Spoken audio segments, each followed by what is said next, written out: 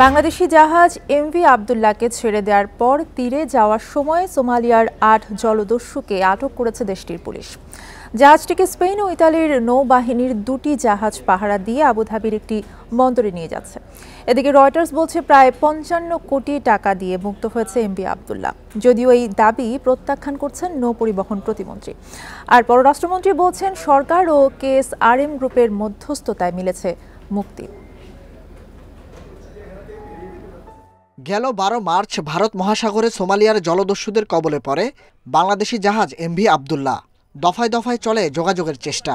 অবশেষে রোববার রাত ২:৩০টার দিকে মুক্তি মিলে নাবিকদের। আন্তর্জাতিক সংবাদ মাধ্যম রয়টার্সের এক প্রতিবেদনে বলা হয়েছে, $৫০ লাখ বা প্রায় ৫৫ কোটি টাকা মুক্তিপণ দেওয়ার পর ছাড়া পেয়েছে এমভি আবদুল্লাহ জাহাজ ও ২৩ নাবিক। তবে এ ব্যাপারে সোমালিয়ার সরকারের কোনো বক্তব্য পাওয়া যায়নি। তবে মুক্তিপণ দেওয়ার কোনো তথ্য বাংলাদেশ সরকারের কাছে নেই বলে জানিয়েছেন নৌ পরিবহন প্রতিমন্ত্রী খালিদ মাহমুদ চৌধুরী। সকালে রাজধানীর মিন্টু রোডের বাসভবনে এই কথা জানান তিনি। এই ধরনের তথ্য আমাদের কাছে নাই যে টাকা দিয়ে তাদেরকে ছাড়িয়ে আনা হয়েছে। অনেকেই ছবি টবি দেখাচ্ছে বিভিন্ন ধরনের। এখন এই ছবিগুলোরও কোনো সত্যতা নাই, কারণ এই ছবিগুলোর কোনো সত্যতা নেই। কারণ ছবি কোথা থেকে আসছে, কিভাবে আসতেছে আমরা জানি না।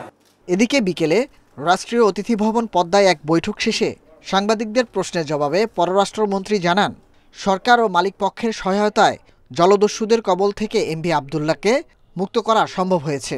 জাহাজে পর্যাপ্ত নিরাপত্তা ব্যবস্থা থাকলে এমন ঘটনা ঘটত না বলেও জানান পররাষ্ট্রমন্ত্রী। সরকার এই ক্ষেত্রে কাজ করেছে। কেএসআরএম গ্রুপকেও আমি ধন্যবাদ জানাই। তারা এই ক্ষেত্রে অত্যন্ত অ্যাক্টিভ ছিল এবং তৎপর ছিল, এবং সবশেষে নাবিকরা মুক্তি লাভ করেছে। আর্মড গার্ড ভাড়া করে নিয়ে গেলে পরে হয়তো এটি ঘটত না, কারণ যারা জলদস্যু তারাও খবর রাখে কোন জাহাজের মধ্যে আর্মড গার্ড আছে, কোন জাহাজের মধ্যে আর্মড গার্ড। এ ঘটনায় ৮ জলদস্যুকে সোমালিয়ার পুলিশ আটক করেছে বলে জানিয়েছেন দেশটির সংবাদ মাধ্যম। তবে তাদের কাছ থেকে কোনো অর্থ উদ্ধারের বিষয়ে কিছু জানা যায়নি। Nahid Kamal, independent news, Dhaka. জিম্মি দশা থেকে মুক্তি পেয়ে জাহাজ মালিক ও সরকারের প্রতি কৃতজ্ঞতা জানিয়েছেন এমভি আবদুল্লাহর প্রথম ক্যাপ্টেন আব্দুর রশিদ। মোবাইল ফোনে তিনি ইন্ডিপেন্ডেন্ট টেলিভিশনকে জানান, শনিবার রাত ৩টার দিকে মুক্ত হওয়ার পর স্পেন ও ইতালির ২টি জাহাজ পাহারা দিয়ে তাদের সংযুক্ত আরব আমিরাত পৌঁছে দিচ্ছে। শান্ত ছিলাম যে সিউ সাহেব আছে, মেহরবানি সাহেব, he is a smart guy, he can handle smoothly, that's why I am keep quiet. সবাই নেমে চলে এসেছে বোটে করে। ফিজিক্যালি সবাই ফিট, ঠিক আছে। আমাদের খাওয়া পানি সব পর্যাপ্ত পরিমাণ আছে। আমরা যে বোর্ডে কয়লাগুলো ডিসচার্জ করব, ডিসচার্জিং পোর্ট পর্যন্ত আমাদের কোনো সমস্যা নাই যাওয়া। তারপরে আমাদের এখন স্প্যানিশ নেভি, তারপরে ইটালিয়ান নেভি, ২ গ্রুপের নেভি আসছে সব ক্রুদের চেক করতে, দেখতে সবাইকে দেখছে ওরা। তারপর ওরা জাহাজ ওরা ইন্সপেকশন করতেছে, একটু পরে ওরা সবাই নেমে যাবে।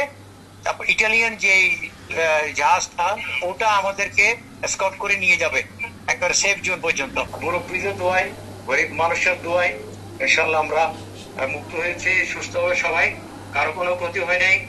হ্যাঁ, জাহাজেরও কোনো বুঝছেন, আমাদের মানে আমাদের জানার উপর যায় না আর কি কোনো।